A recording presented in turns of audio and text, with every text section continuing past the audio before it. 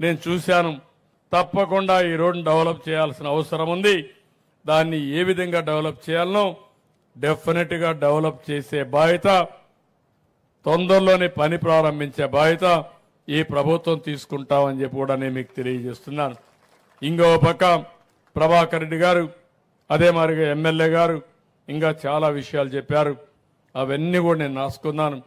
ఎన్ని వీలైతే అన్ని పనులు చేస్తామని చెప్పి కూడా నేను మీకు తెలియజేస్తున్నాను. ఇక్కడికి వచ్చినప్పుడు దగ్గర ఒక 37 మంది రిప్రజెంటేషన్లు ఇచ్చారు. నేను వారందరికీ ఒకటే హామీ ఇస్తున్నా.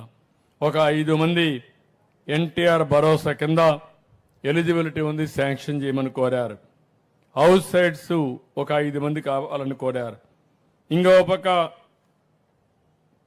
ఒక 5 మంది కాంపన్సేషన్ ఇవ్వాలి ల్యాండ్ ఎక్విజిషన్లో అని వాళ్ళు కూడా ఒక 3 చెప్పారు.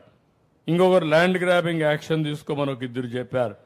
గ్రీవెన్స్ అని రీసర్వే చేసి అవన్నీ ఆర్ఓఆర్ పట్టా ఇవ్వమని కోరారు.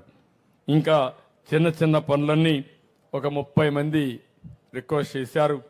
మీరిచ్చిన ప్రతి ఒక్క కాగితానికి జవాబుదారీతనంగా ఉంటాం.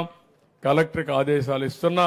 ప్రతి ఒక్క సమస్యను పరిష్కారం చేసి మళ్లీ మీకు సమాచారం ఇస్తానని చెప్పి కూడా నేను మీ అందరికీ హామీ ఇస్తున్నా. ఈ ప్రభుత్వం ఏది చెప్పినా అది చేస్తాం. అంతేకాకుండా మీ సమస్యల పట్ల ఒక పద్ధతి ప్రకారం జవాబుదారీతనంగా ఉంటాం. ఏ వ్యక్తి మంచి పని చేస్తే వారికి సహకరిస్తాం.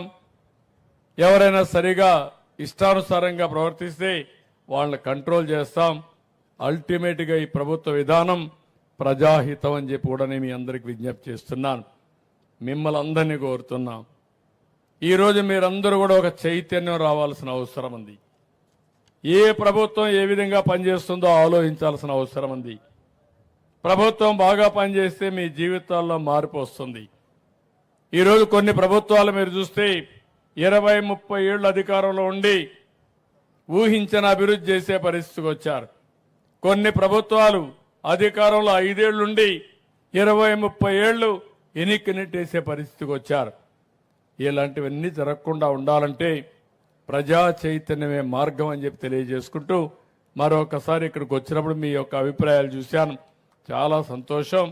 ఈరోజు 3వ స్వచ్ఛ ఆంధ్రప్రదేశ్ కార్యక్రమం కందుకూరులో పెట్టడం నా అదృష్టంగా నేను భావిస్తున్నా. నా జీవితంలో ఎప్పుడూ మర్చిపోను.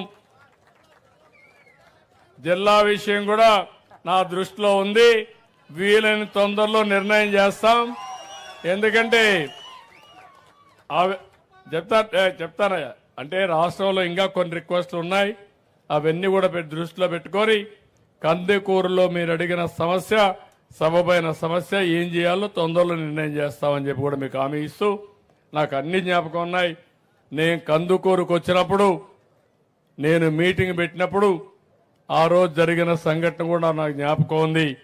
పోలీసులు పూర్తిగా చేతులెత్తేస్తే స్టాంపేడ్ జరిగి ఒక 7 మంది చనిపోయారు. అవి కూడా నా దృష్టిలో ఉన్నాయి. అవన్నీ కూడా ఏ విధంగా చేయాలనో చేస్తాం. వారిని కూడా ఎయిర్పోర్ట్కి రమ్మన్నా, హెలిప్యాడ్ దగ్గర రమ్మన్నా, వారితో కూడా చెప్పా కదా ఎన్నిసార్లు చెప్పాలి?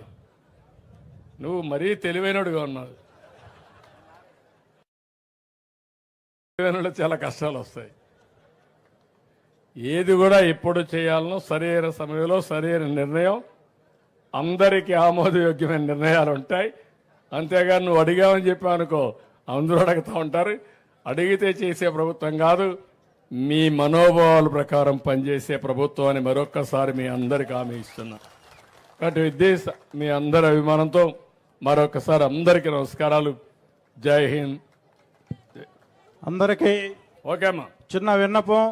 గౌరవ ముఖ్యమంత్రి వర్యులు కొన్ని సంవత్సరాల క్రితం నుంచి కందుకూరు మండలంలో ఉన్న గర్భకండ్రికి ల్యాండ్స్కి విముక్తి కల్పించి ఈరోజు ఆల్రెడీ మెమో కూడా ఇవ్వడం జరిగింది.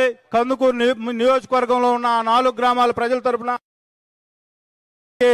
చేతులెత్తి నమస్కారాలు తెలియజేసుకుంటా ఉన్నాం.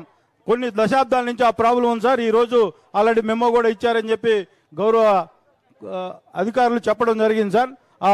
ఆ గ్రామ రైతుల పట్ల మీకు ఉన్న రైతు బిడ్డగా మీ అందరికీ ఈరోజు చేసిన పేరు మర్చిపోరని చెప్పి సందర్భంగా తెలియజేసుకుంటాం.